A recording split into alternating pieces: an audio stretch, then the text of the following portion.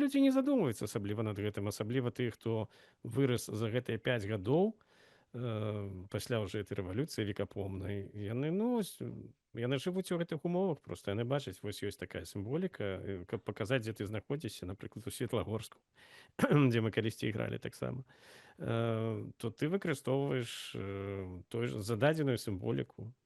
То натуральна. Каго тут і за што асуджаць? Тым болей няма за што асуджаць блогераў, з якім была праведзеная, як Іван сказаў, такая сур'ёзная праца.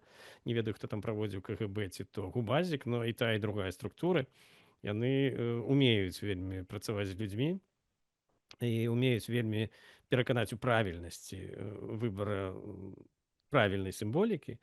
Вось таму я не ведаю, што было б са мной пасля апрацоўкі там на рэвалюцыйнай, каб мне там пару дзён напрацоўвалі, я б, можа быць, таксама пачаў бы тапіць за чырвона-зялёную сімволіку і казаць, што это ўсё наша і супер класнае.